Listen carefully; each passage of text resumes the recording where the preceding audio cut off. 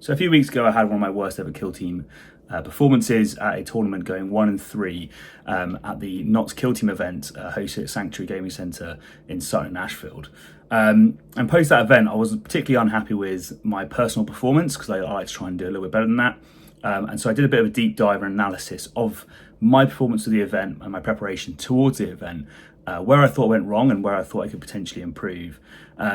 And sort of being spurred on by Jason to sort of say, hey, I think people would find this really useful if you did this, and sort of talked about it and tried to set it out. So as a result, I made a bit of a roadmap and sort of did a bit of a deep dive internally to figure out what I needed to improve. And since then, I've gone to various other events where I've tried to apply those lessons, debrief the event, learn more lessons, and apply them again. And I'm going to use this episode to talk about how I've gotten on, what I've learned, what I still have to try and learn, and how I think I still need to improve going forwards. But hopefully that I'm now on the right sort of trajectory to achieve that. And hopefully I can give some of those lessons over to you guys as well, and we can have a bit of a discussion, and maybe you can inform me about some of the things that you have as well. I'll also use it as an opportunity to quickly review some of the events that I've been to, because they've been amazing and fantastic in different ways, and I really want to make sure that people get the credit for doing what they do as TOs and organisers, because without those TOs and organisers, the community doesn't exist. And it's an opportunity for me just to sort of say, how good the event was and how much fun I had. So hopefully it's a bit of a sales pitch for people who want to get into competitive play, and we'll try and get them sold on the idea of, hey, let's get out there, travel, see the kill team community, and throw some dice. So that's going to be the episode. So let's get straight into it. Hello and welcome to Turning Point Tactics, the competitive Kill Team 40k YouTube channel focused on giving you the strategies and tactics to seize initiative every turning point. I'm your host Ryan, and I'm here to help give you the tips and tricks to elevate every part of your Kill Team experience. So no matter if you're a casual or a competitive player, there should be something here for you. If you're interested in supporting the channel, there's a few ways you can go about doing so. You can join the Patreon, where you get access to members only Discord, Patreon priority questions, early access to content, exclusive content, and tournament awards. Or if you find yourself buying Kill Team goodies or hobby supplies, you can use one of our affiliate links in the description below, or discount codes with Crossfire Games and GG Prints. We're always keen to hear your thoughts and feedback, so don't leave that comment box empty. Let us know what you think. Once again, thanks for your support, and with all that said, let's get into it. Okay, so I just want to quickly do a little recap for those who maybe didn't watch the last episode or are just getting into this, or potentially just want to just get where I'm at with it. So I went to that Notts Kill Team event, and I took Legionary, and I sort of just came at it, and I hadn't played Elites in a while, and I came at it as I'm just going to go in, no real prep, away I go. And at the time, Sanctifiers and Goremongers had just released, and I was basically reading only their rules going into it. So the main points from that stuff, and you can go watch the video where I did a bit more of a deep dive and try to explain the matchups and where I went wrong. But the main points that I think are useful for people to sort of caveat at the beginning of this is I was running a new team, so Legionaries I hadn't played before, and I actually hadn't really thought about their rules too much or read into those rules. So new team for a start, and it was a new sort of archetype of team. I was playing Elites rather than playing mid-range or Horde. So a completely different play style to what I was used to. So new team, new play style, and I wasn't too familiar with their rules. I also completely researched the wrong teams, I think, to go into. So I focused a lot of my research on teams that didn't actually come up at all. I didn't play Sanctifiers and I didn't play Goremongers during that tournament. So all my research was really not of any use.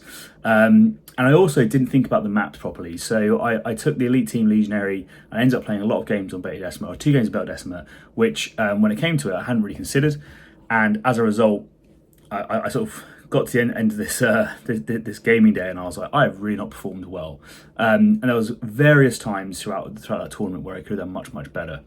So obviously I took it away and I looked at those parts in particular, and I really tried to think about why it is that I lost those games, and what I could have done differently. So one of the things that I thought about was, as Legionary, for team selection, I felt very locked into being a very close range team, so I wanted to do melee quite a lot.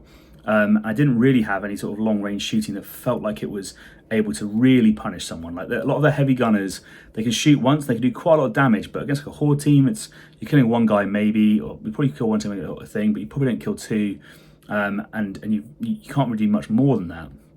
Additionally, during Turning Point 1, I found they had a really a real challenge with the idea of keeping people honest when it came to respecting the threat ranges of my models, right? So either I'm on engage, in which case they can be shot from across the board, but or I'm on conceal, but I actually can't do much on conceal as legionary, right? So I felt like I was a bit restricted in my ability to control my opponent throughout the rest of the turning point. So particularly when they had activation advantage, I really struggled with that, and I wasn't too sure how I could use my team better to get around it. So obviously I was talking to people and getting ready to go to the next tournament. We were signed up to go to Norwich, run by Linford, and I was like, I think I'm going to take Angels of Death, right? So I thought I'd take a little bit of a step back, and one of the reasons was I thought I want to make sure I understand the rules properly, and I know Angels of Death are very, very simplistic in the rules in comparison to say Legionary. So I want to focus on the sort of simple rules, and I want to focus on the bits where I thought I'd gone wrong. Now, interestingly, one of when the map pack came out for Norwich, it was essentially like so many different maps were available. So they had loads of old season terrain from lots of last edition, and they borrowed map packs from Can You Roll a Crit and other various sources, squad games, I think, like the whole shebang, right? So they had so much variety of maps, which was awesome to see. So I kind of immediately leveled the playing field when it came to map knowledge, because for most of the games, it wasn't really a thing, or you were playing on an existing Volcus map or something like that, and I don't think there was any beta decimal. If there was, I didn't see it. So for me, I was like, okay, this is kind of fine. But I wanted to sort of focus on that sort of simplistic play. I thought, you know what, Angels of Death are probably the one to go for. I can just focus on my core basics and get into those games. The other bit I thought was really useful about Angels of Death was the Eliminator. So I really wanted a control model. So the Eliminator, because he can counteract on conceal and he can essentially shoot his suppressed or silent sniper, against horde teams, he offers you a sort of a challenge to a lot of what people want to do. So often teams might want to sort of rush up and try and position lots of models close to your models, and you can't necessarily respond to it, so they threat saturate you and that sort of thing.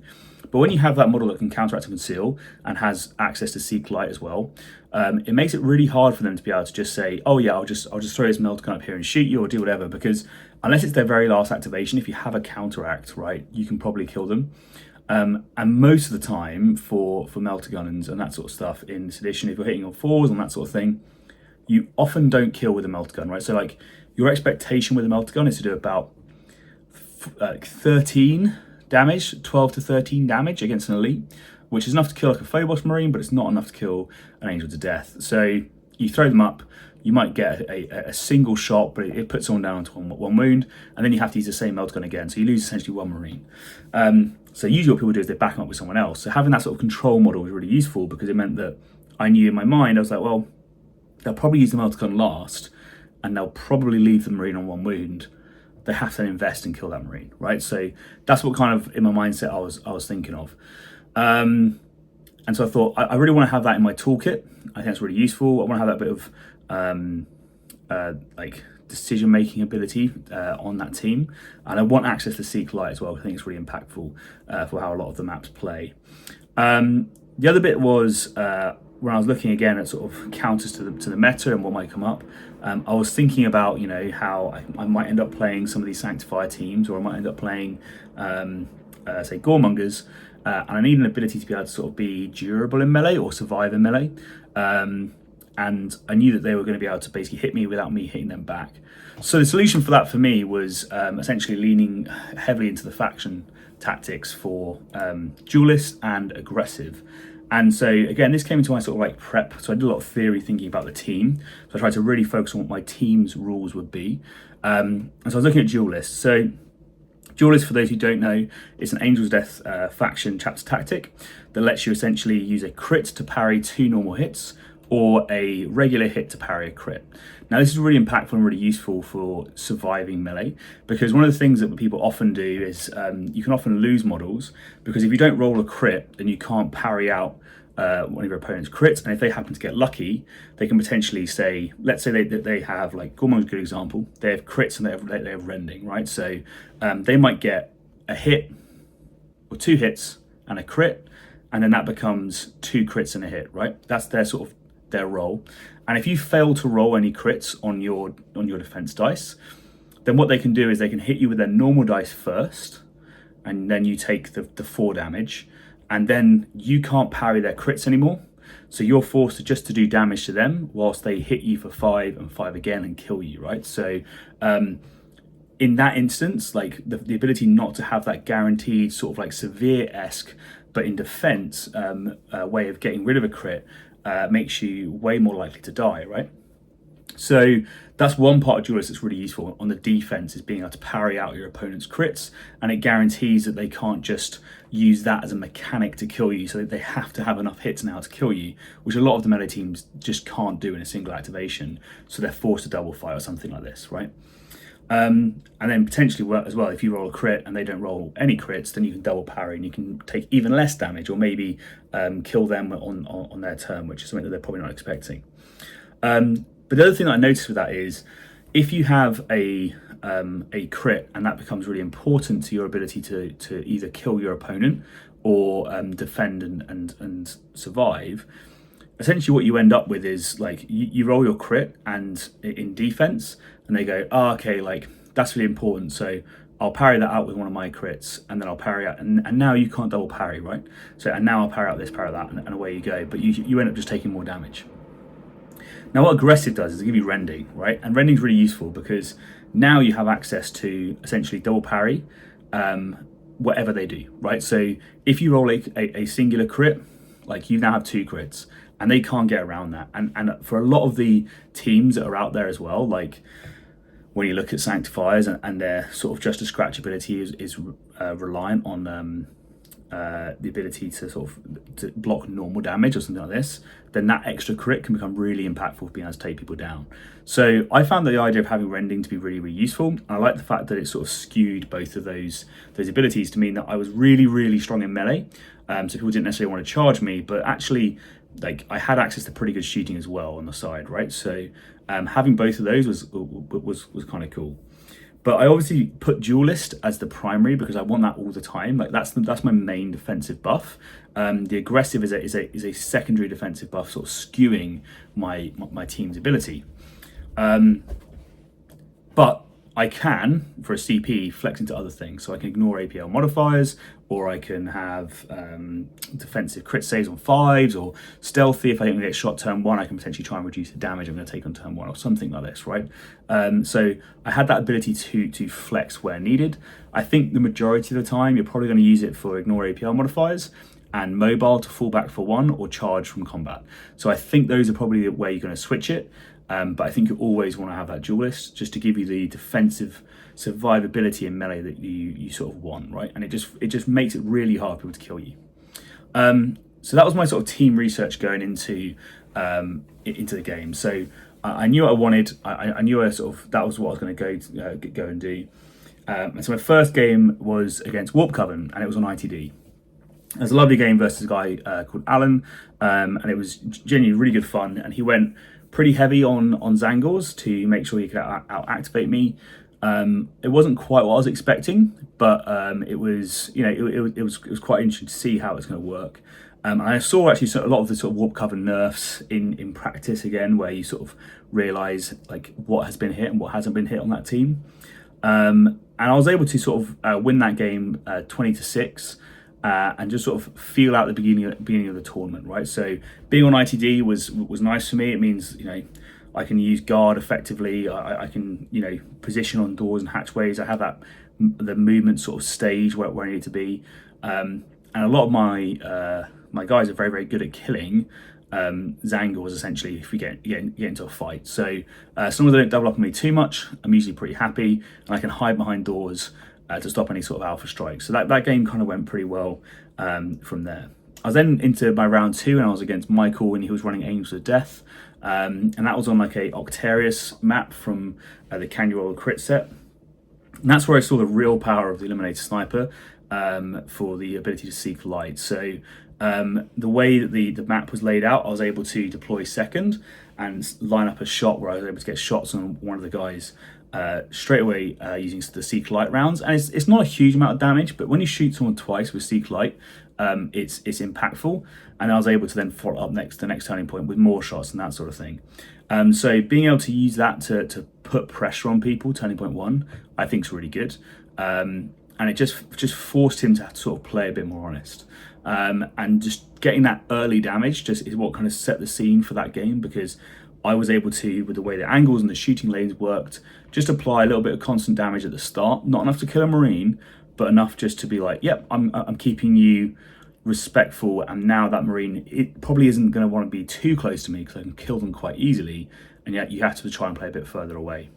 As that game escalated, I ended up getting a win, 21-10, so that was a quite successful game for me. So again, just really saw the benefit of having that eliminator for that Seek Light straight away to be able to put out some damage where people didn't necessarily think it was going to happen. So I then went into my third round against John, Can You Roll a Crit, and he was running his Plague Marines. And that was a close game, and I ended up losing 10-12, so I lost by 2 points.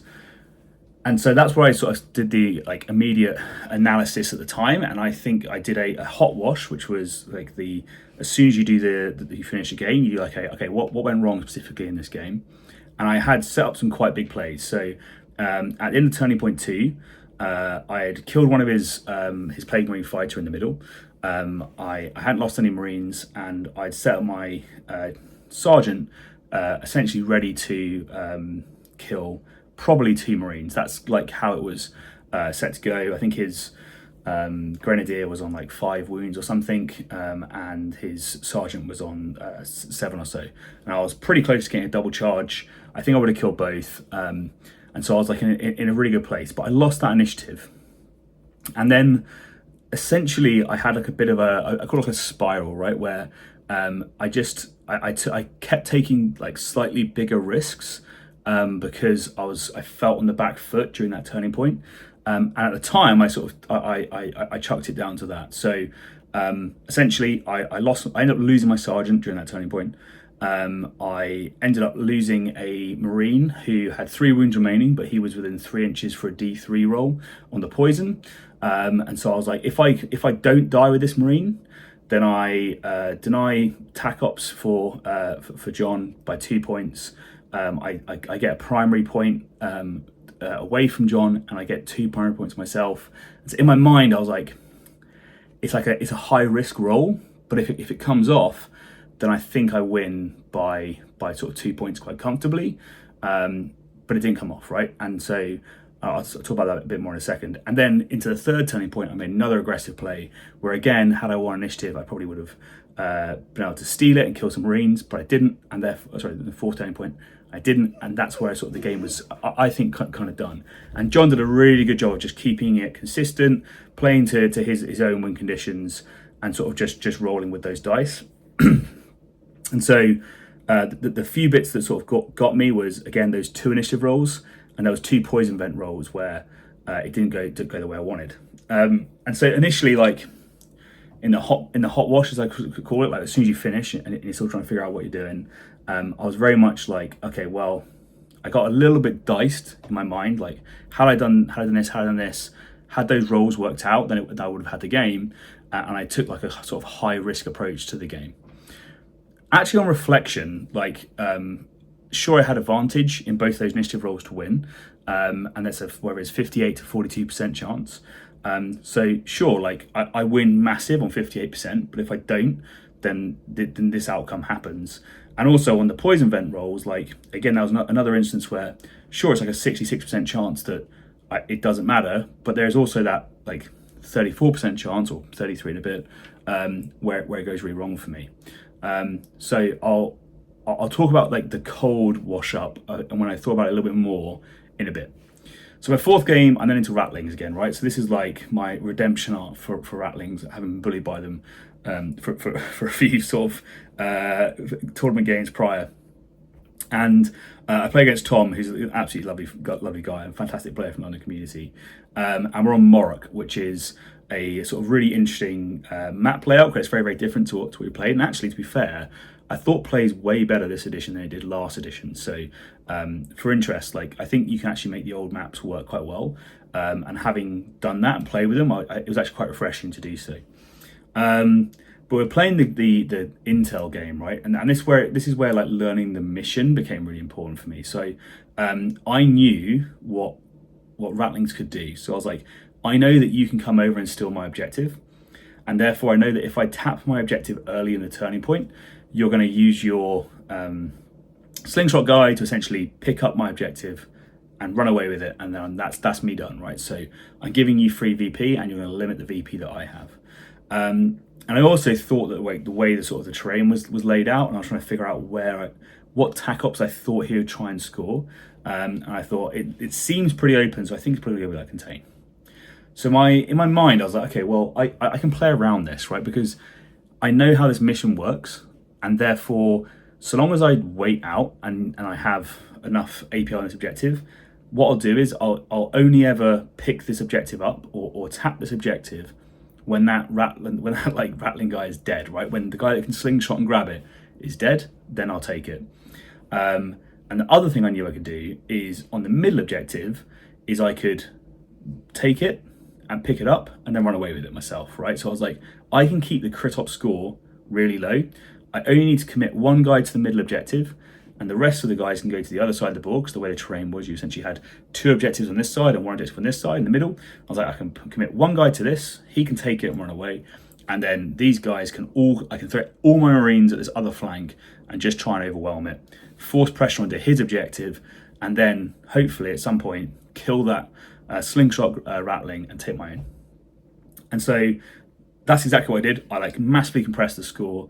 I managed to bet right on the tac op selection, and it was contain. So I was able to quite easily deny contain as well. And I ended up managing to win 14-2 on that game. So that was for me like a nice redemption arc against rattlings personally, because I've been struggling against them before. And I also went into specific, like, I'm pretty sure I ran over on that tournament in that game. Sorry.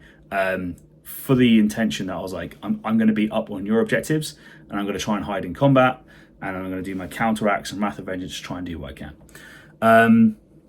So those are the games, right? But I want to talk about what I learned from the games, because I think, again, the debrief and that sort of stuff is more important. So initially, like I said, like I had that hot wash because I focus way more on the losses than I do on the wins, right? Because I think you can learn way more from losses than you can from wins. So I'm going to focus on that bit first. So on the loss, like sure, like I was taking what I thought were favourable odds, right? But equally, like 42% chance on an initiative roll, like okay, like it's still going to happen quite regularly, right? And so what I didn't have was any sort of way to control that. So one of the things that I thought would be quite useful was like an initiative reroll ability, or an ability to control that initiative, right? Or have some insurance. So I think an initiative manipulation, or the ability to have insurance against it, for me is really, really strong. So teams that have that are teams like Nemesis Claw with their sort of Vox Screen ability, you know, being able to say, no, not that guy. And the other team that has something like that is Phobos with their Omniscram ability, right? So that team has two methods of that, what I'd say like initiative insurance. They have the reroll, so if you are a 1 on your initiative rolls, well, don't worry, you can just reroll it. And 2, they have their version of Vox Green, the Omni Scrambler, to say, I'm delaying that guy. That model can't do the thing that it wants to do, and therefore you force your opponents to make suboptimal movements or suboptimal sort of options straight there and then, right? And if you combine those two abilities, you can really give yourself some good initiative insurance. And then I also thought about the sequencing of my moves, right? So I could have, I think, sequenced my moves differently to avoided those poison vents being a roll, right? So if I'd done some slightly different movements and tried to kill the models that were a problem, sure, I might have lost that model, but from being shot, and that's fine. But I wouldn't have lost the other model that I then lost the other roll, etc., etc. And the sort of the follow-on events wouldn't have been quite as bad, and therefore I probably could have got away with doing a bit more.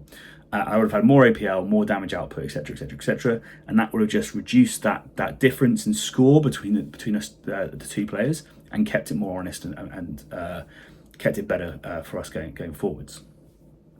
So the other thing that I noticed though was when I was playing that game in particular was John was having to do a lot to figure out his movement, right? So because his team only moves 5 inches as a base move, and his rerolls are sort of around dashes, like he was, I think, like not struggling to be able to respond to everything that he wanted to, but he was limited in where he could go, so he had to do a lot of pre-planning.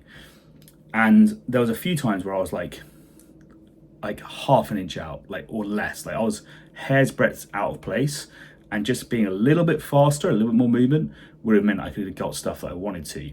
And so part of that is like, yeah, sure, it's insurance against like me just being bad replacement. But also sometimes like a realistic thing of some of the Volcus buildings, the way that they are, like in size, by the time you move 1 inch out and you move your sort of 7 inches forwards, you can't quite get around the corner. But if you can move 1 inch out and you can move like 8 inches forwards, then like suddenly you can get around the corner, right? And so therefore, like, one of the things I thought was really interesting was like this asymmetric movement advantage. And I only had like a small amount of it there, but I thought actually there is something that you can play into this, right? Like I think there's a way that you can make this really, really work. And so I was thinking about it. I was thinking, I think the movement advantage is something that I want, and I think being like having that flexibility to quickly move around the board and reach stuff people don't necessarily think you can reach is really important. And I thought about some of the teams that I played previously, and they do have that. Like Illustrated and Starstriders have the ability to move faster, and that kind of thing. So I was like, actually, you know what? That is probably something that I want to think about and consider going forwards. The other thing that I found during my game versus Tom, which was really interesting, was the planning of counteracts. And so obviously, Angels of Death are way more impactful when it comes to counteracts because they can do Wrath of Vengeance. So quite often, you can't hide in melee with them because they can fight you and then they can do their mission action, whatever they want to do. So trying to tie them up to stop them from doing stuff really doesn't work. But that ability just to have that control on your opponent, and it was quite often I felt like I was able to sort of do way more during my counteracts than I thought I would be able to do because the team's quite durable. But equally, like I felt I was having to commit a lot to get to that point, right? So I was like, I'm now having to do this on engage. I'm probably in their face doing what I need to do. There's a chance it can just all go wrong for me. So I'm not too sure that Angels of Death have too much when it comes to what's a phrase like spike reduction. So like if your opponent rolls really well, then you can just sometimes just get done and there's nothing you can do about it, and vice versa. So because you're an elite team, you're way more susceptible to that. So you're sort of relying on these raw stats and abilities, but sometimes you can just spike and they can go wrong for you, right? And against in a lot of my games of practice games against like Sanctifiers and that sort of thing, I've just seen that where they can spike and you go, oh man, this is real bad now. The other bit I really enjoyed though from that tournament was access to the Eliminator for Seek Light and sort of for control purposes, right? So although I ended up playing against a lot of other elite teams, where I think I saw the difficulty of having the same amount of activations or being out activated.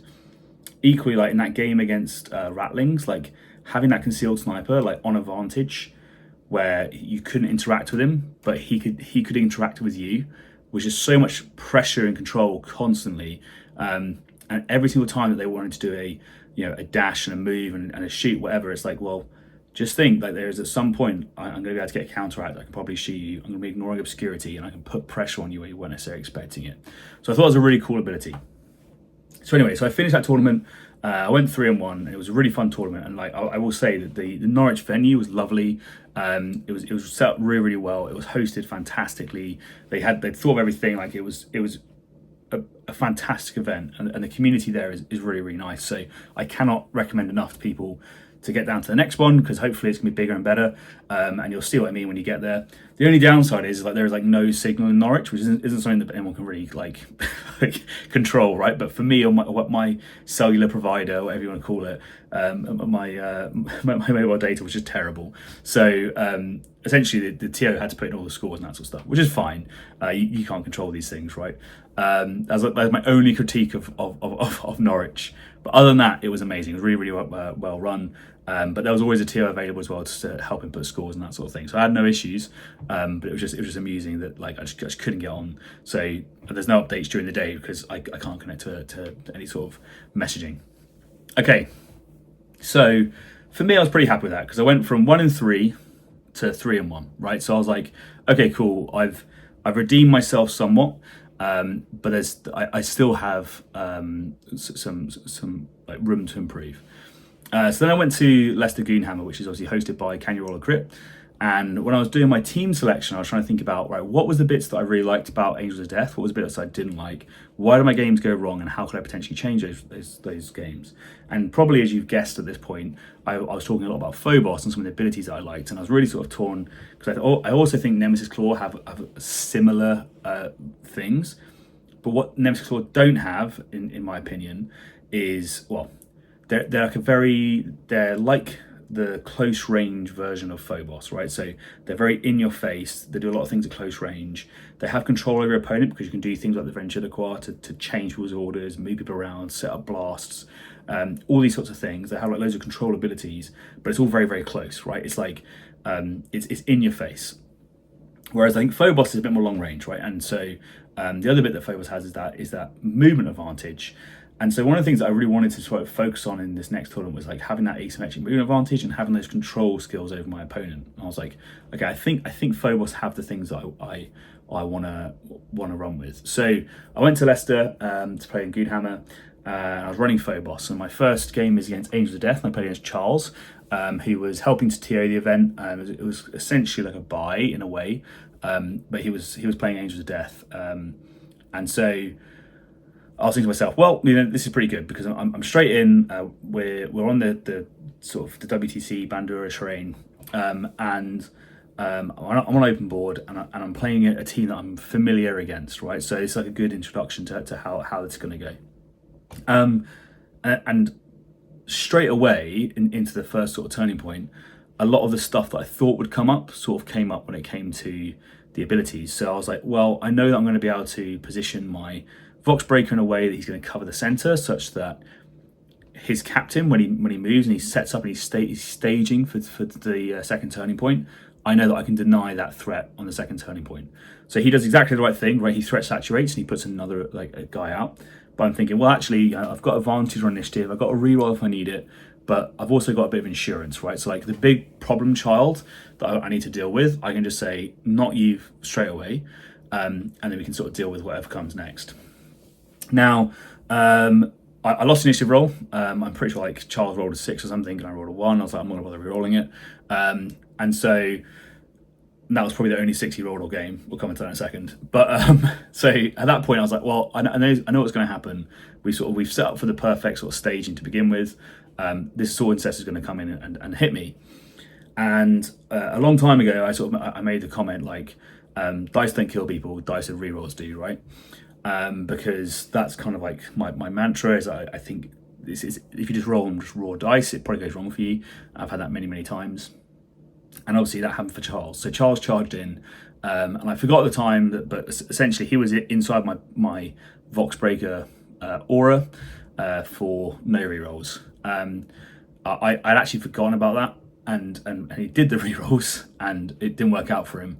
And so it wasn't until like after that game I was like, oh, actually he couldn't even done those things, which became really impactful.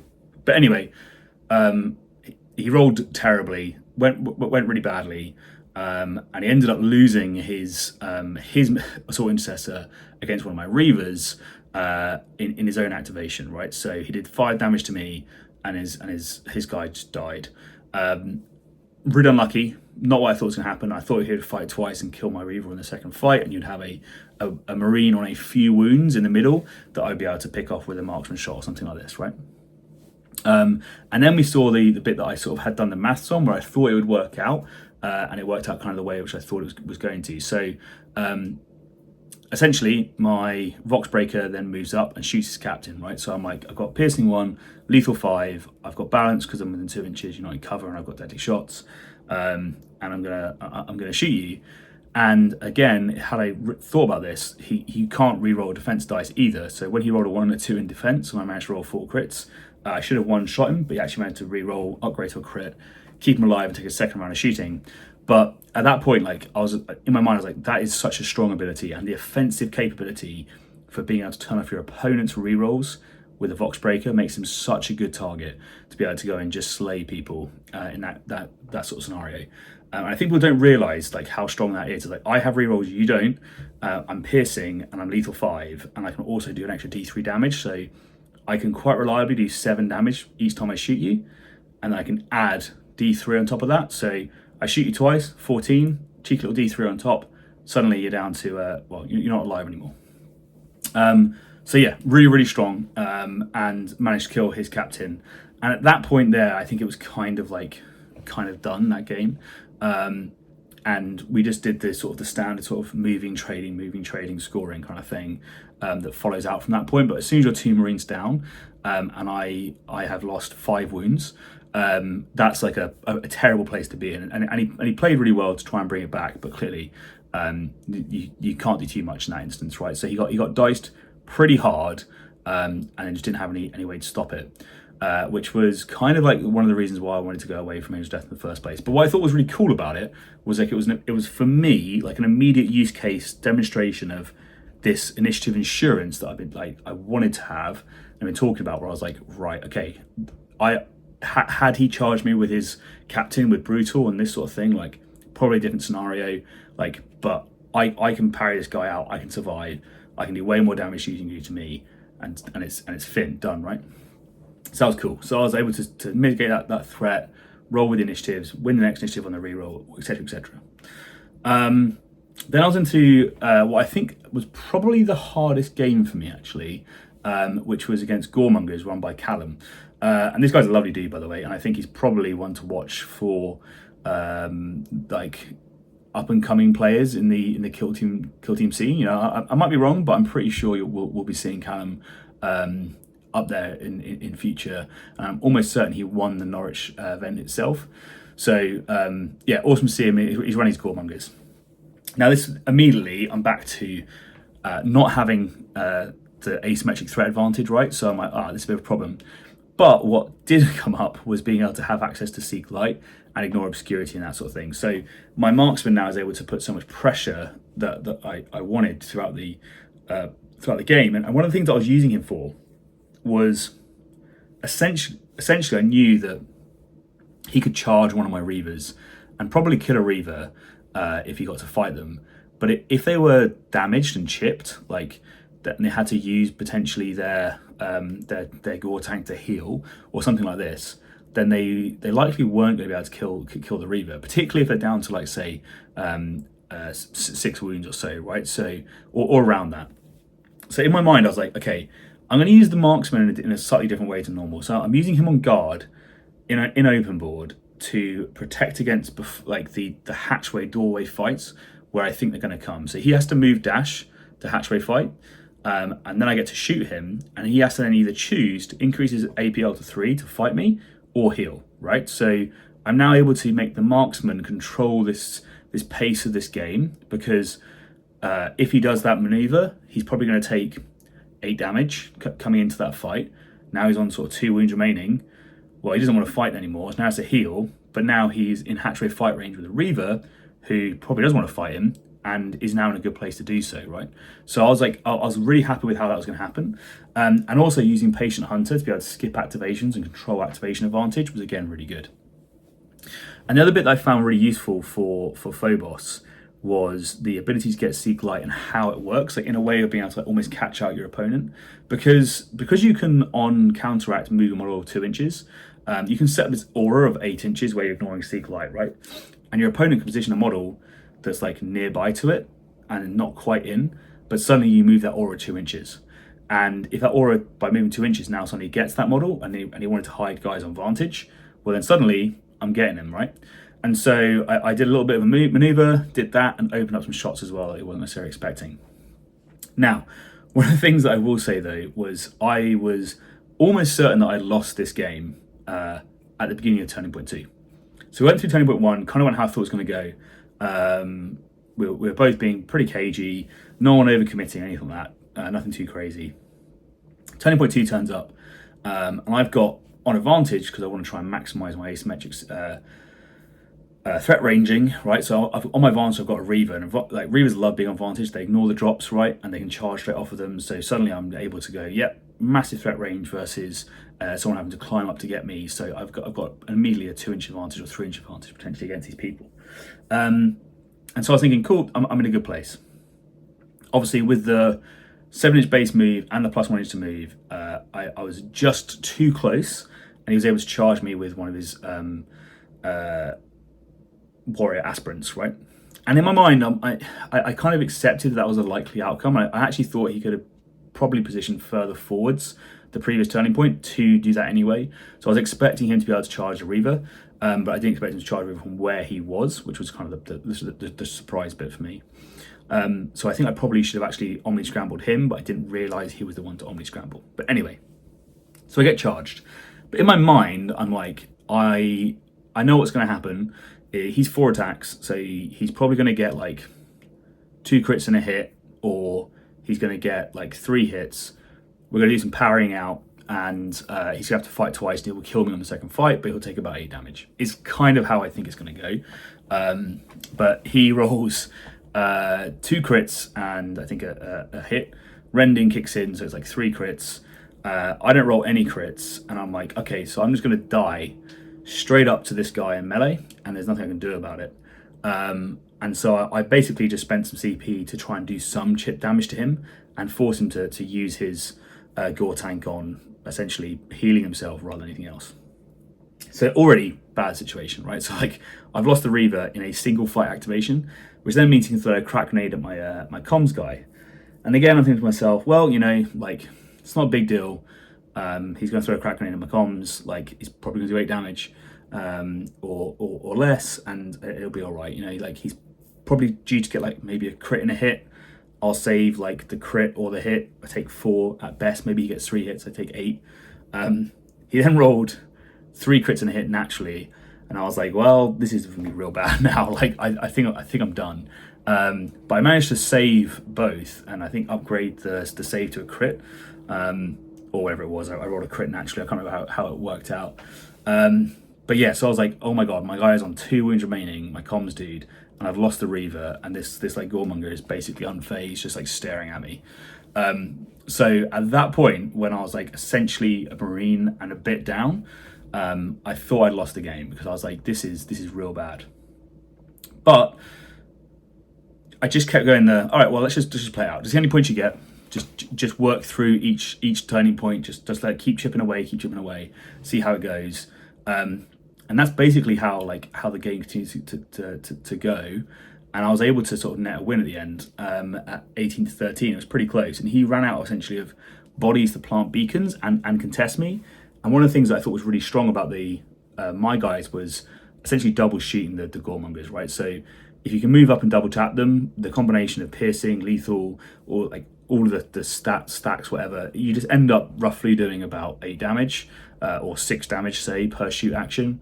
You do that twice and they just die. And so I was quite happy with how that sort of went down, and I was able to just sequence these kills, and eventually like we sort of ground it out, but it was 18-13, and it was real close.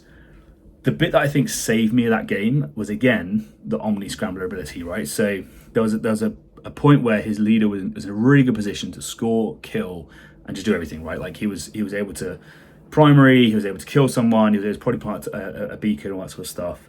So if he gets to activate his leader, he's probably getting 4 points, if not more, and denying me points, right? And being able to say, like, not him, like you can activate, but you can't activate him, is so strong. Like it's so strong. And so that was really, really useful, because I was like, in that moment, yep, boom, capitalized on it, killed his leader, which I don't think he was necessarily expecting, but actually, again, like double tapping Vox Breaker, that thing slaps, like it really does. No rerolls, yep, cool, he's going down. And so like that was the sort of the good moment for me. So double tapping Goremongers, I think is a valid tactic. And for me, the Omni Scrambler like sold itself again as being really, really useful. So then I was into my next game against a man running his Hearthkin. And that was one of those ones where like I think the boards favoured me a lot, because it was a very open shooty board, and he wanted to position a heavy barricade forwards to be able to move into during his setup. And I think that there wasn't enough terrain for him to deploy his team safely and do that. So wherever he ended up putting his gunner, he was going to be a threat from one of my shooters on either side of the board. And so essentially that's what happened. I did a reposition at the start. I got 2 shots off. The guy died, got revived by the medic. I jumped back down to safety, and my first activation is taking 2 APL off, using up his medic ability and that sort of stuff, and it just kind of throws him off a little bit. And then the game continues to move up, but he's then essentially wants to do an aggressive play with his leader, where he's going to sit the leader just outside the medics, or just inside the medics range, in an obscure position, and be like, yep, I'm good to go. But that's obviously where my marksman hasn't actually been yet. I shot with the comms guy, and I was able to get a kill on him. And because the medic had already been and already revived, he wasn't able to revive again. And then boom, suddenly he's lost his leader. And then that's when like the aggression just started and the trading started. Now, interestingly, in Turning Point 3, I decided to go like very aggressive, and I was trying to like, I think I sort of, you know, when you sort of you think I can probably end this really quickly if I get these kills, and the game is then like finished, right? But actually, I think had I just stayed more consistent to my standard win path, I would have scored more tack-up points and more crit-up points, and probably ended in a much better place. So, although like, I guess my point there is just remember the original tactic you started the game with, and remember how you're scoring those points, and like don't chase the kill up, because there was a few times where I left a guy on like 1 wound remaining, and actually that got me nothing and ended up making me lose a marine, whereas planting a beacon and tapping the primary gets me 2VP and I could have just moved on, right? So anyway, that was the lesson that came from that. Then my final game was against Mark, an absolutely lovely guy, and he's running Nemesis Claw, and I was like going into it, I was pretty nervous about like playing Nemesis Claw, because I thought this team is really good in the areas that I'm not. They also have the ability to manipulate like who can activate and when. And I need to be on my best game because they're really, really strong. But I also know how Nemesis Claw play, right? So I sort of thought about Nemesis Claw, I was ready for it. And I was thinking, okay, right, here we go, sort of thing. And I think one of the main things about Nemesis Claw, for those of you who don't know, is like you need to play around that ventriloquist, that he is their control piece, where in Turning Point 1, he is going to try and force you to flip your order or move out into a place where you can be shot and line up either a blast, or he's going to line up a melt gun shot against you. The other thing that I did was I really tried to buy into this asymmetric movement advantage. So the way the maps were designed, I was able to place some razor wire to sort of cut off their movement, and force them to pay a 2-inch tax, right? So I want them to climb, essentially, wherever they have to go around. And so I used a combination of light barricades and razor wire to create like a big wall, essentially, like spread out with bits of the other terrain in between, and keep them back and keep the distance from them. But then I was able to use Vantage and jump over those obstacles, right? So suddenly he has a 2-inch tax to get to me. I have a no tax to get to them, and I have a plus 1-inch base move. So my threat range is now massive, and his threat range is insufficient to meet me. So he has to move, dash, and shoot me once, but with mainly bolt guns or a melter gun. But you can guess he's getting the Omni Scramble with the guy with the melter gun. He's now like in a bad trading position, right? So I think that was like how that game kind of set out, was like using that movement advantage, and then he was sort of forced into like positioning up in not great positions to stage for a following turning point, where I was able to then come up and shoot him. He was using Prescience, I was using Patient Hunter. We're both delaying our activations. We're both trying to figure out when we need to go and that sort of thing.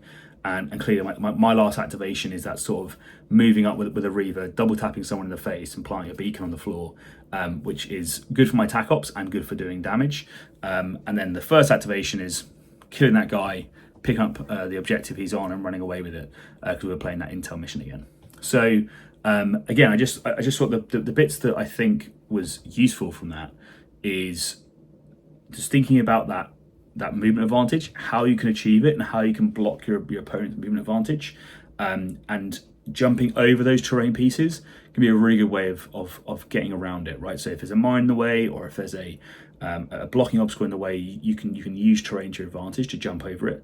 But equally, like, you can force them to pay that 2-inch tax to jump or to climb to then jump, and that can be a good way to force them to be a bit further away from you. So that was Goonhammer. and I went 4-0. I managed to take away the win, which was really awesome. And I think the coolest bit about it was 3 of my 4 opponents went 3-1, and so they were all like in the top 8, and they were just all awesome to game against, right? So Charles, Callum, Aman, and Mark were lovely players. They were really good at the game, and they knew what they were doing, and they made me have like a really fun, like interesting chess puzzle each game to try and solve and figure out. And I look forward to playing against them again, really, because I think they're awesome. And it was a well run event. So the event ran to time. I had to dip off really early because I had friends visiting, so I sort of ran away before the award ceremony. So I didn't know how well I did, but I thought I'll probably hopefully place in the top 3.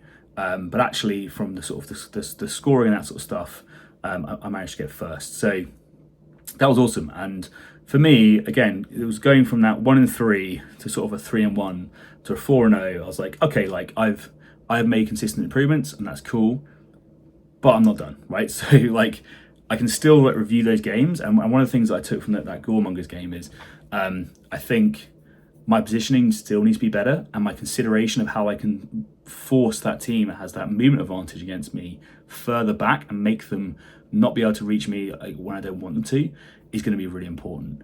And also the boards are in my favour as well. So I need to go away. I need to look at ITD, because I think that's going to be a potential weakness for me, and how that team's going to perform in ITD. Because if all the doors are closed and that sort of stuff, then I'm not necessarily going to be able to get my Omni Scrambler off in the way that I want it to be able to be, and therefore positioning of those infiltrators is going to be even more important than it is normally.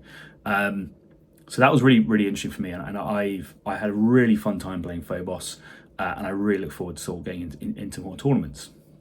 So, as I said, the bits that I thought were interesting is those consideration of rerolls, that reliability of killing is going to be really important.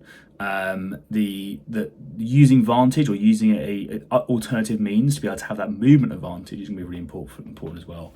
And finally, just again focusing on mission points is always useful. One of the things that I thought was good about Phobos is they are a recon based archetype team, and therefore they can just be really reliable when it comes to scoring TAC ops. Which makes it easier for me to sort of to push through and go, okay, I know I can force points here by running recon in the right ways. And so plant beacons is like you just trade APL for points, and like Reavers and the warrior options are really good at doing that. There's still some planning to figure that out, and I think against elites, I think there's some merit for confirmed kill. But I haven't played with it like with infiltration yet. But I think for me, confirmed kill, plant beacons are probably the ones that I think are the best options. But I'm still trying to figure things out. So I've got a few more tournaments that are coming up. I'm going to go to the Bristol GT hopefully in June, and that's where I'll apply these again and see different terrain sets, different opponents, different teams, different conditions, and see what I can do. And I really want to start getting sort of that consistent performance again. So we'll see how I go on from there. But also, if all this chat about tournaments has made you think, you know what, I really want to get stuck in and I want to play some tournaments, there's also the Turning Point Tactics weekend tournament that's coming up on the 21st and 22nd of June. So it's at Sanctuary Gaming Centre in Sutton Ashfield. Essentially the guys that run the Notts Kill Team events are helping me to run it, and they're an amazing bunch. And I therefore know it's going to be a fantastic event. We're going to get loads of prize support in, so to try and do some stuff that we don't normally do. And one of the things I'm going to just reach out to the community and say, so Phil from Tabletop Impulse has started a Space Marine challenge where he's essentially painting up Space Marine teams, and he's invited people to paint up Space Marine teams in different ways, and by that it means Chaos as well as Loyalist. And he wants to try and get people to have a deadline to motivate them, and he suggested maybe bring them to the Turning Point Tactics event, and then we can all compare them there. And I was like, one better, we'll do a painting competition there for the Space Marine teams as well. So it is a perfect beginner event if you're new to the game and you just want to get into it, just want to do a tournament. Come and get involved. Paint up a Space Marine team between now and June, and enter it to the painting competition for that, and come play in the event. Tickets are £60 if you want to do both Saturday and Sunday, but you can just do Saturday or Sunday if you'd like to. Just send me an email at turningpointtactics@gmail.com. Single day tickets are £35. There is a way to win a golden ticket on Saturday, and there are ways to win golden tickets on Sunday. So if you attend either day, there is a route to winning golden tickets, and there should be funding attached. How much funding there will be is entirely dependent upon how many tickets we sell. How much prize support there will be entirely dependent on how many tickets we sell, but we're hoping to sell 96 tickets, right? So we want to pack basically the entire Kill Team community into one building and have a whole sort of 2 days of awesome fun. So if you want to turn up for part of it, all of it, you want to see the Kill Team community, you want to come say hello, you want to throw some dice with some awesome people, please come along, give it consideration. It's on the 21st and 22nd of June, and hopefully that should be like a really fun event going forwards. So I'm going to be there obviously running the event, so I won't be playing, so I won't be seeing any Phobos there from me, but hopefully you'll see some other people playing Phobos or Space Marines in general, supported by Phil from Tabletop Impulse, which is awesome. So that's going to wrap up this episode. Hopefully you found it useful, and if you did, can you just throw us a like, share it around, particularly can you share the news of the Turning Point Tactics tournament, because that's what I care more about, to be honest, is getting a whole bunch of people together to just hang out, chill out, throw some dice, have some conversations, and hopefully meet the wider community. So the more people that know about that and can sort of rely upon that and have fun with each other and do that sort of thing, that's what we're all about. So spread the good word, and hopefully I'll see all of you at the Turning Point Tactics event. Take it easy, all. That brings us to the end of the episode. Hopefully you found something new or useful while listening, and if you did, throwing us a like would be greatly appreciated. If you want to make sure you don't miss any episodes, make sure you hit that subscribe button and click on the bell so you get notifications as soon as the next one drops. It really is the best way to help a small channel like ours. And if you can't wait and you do want early access, we have a Patreon where you can get exclusive access to all our content ahead of time. As always, we'd love to hear your thoughts and feedback. Just drop a comment below and we'll get right to you. Thank you so much for listening. I'm your host Ryan, this has been Turning Point Tactics, and we'll see you next week.